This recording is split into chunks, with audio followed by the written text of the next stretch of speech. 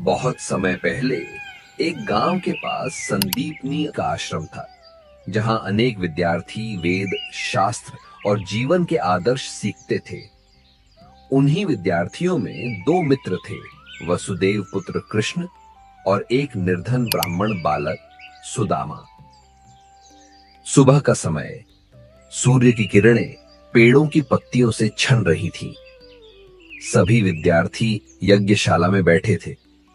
बच्चों, आज हम जीवन में सत्य और धर्म के महत्व पर चर्चा करेंगे। कृष्ण और सुदामा एक दूसरे की ओर देखकर मुस्कुराए। तभी एक दिन गुरु माता ने कृष्ण और सुदामा को आदेश दिया। जाओ पुत्रों, जंगल से लकड़ियां ले आओ।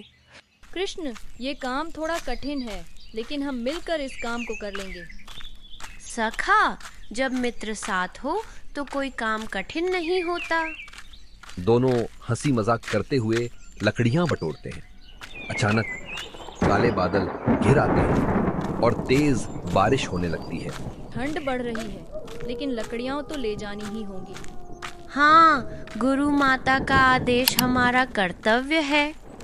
जब वे दोनों बारिश में भीगते हुए लकड़ियां लेकर लौटे, तब गुरु माता ने उन दोनों को देखा, आशीर्वाद दिया और कहा, तुम दोनों ने कठिनाई में भी कार्य को अधूरा नहीं छोड़ा।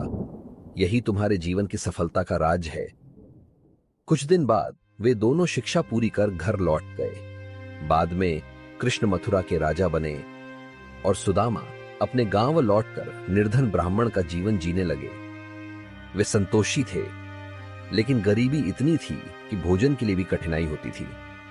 एक दिन सुदामा की पत्नी बोली, स्वामी, सुना है कि आपके मित्र कृष्ण अब द्वारका के राजा बन गए हैं। आप उनसे मिल आइए, शायद वे हमारी मदद कर दें। मित्र मदद मांगने के लिए नहीं होते। लेकिन आप बच्चे की भूख तो देखिए, बेचारे भूखे सो जाते हैं।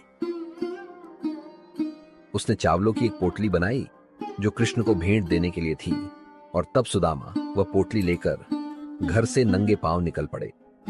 रास्ते में सोचते रहे, पता नहीं मेरा मित्र कृष्ण मुझे पहचानेगा भी या नहीं, लेकिन मैं तो बस उससे मिलने जा रहा हूं।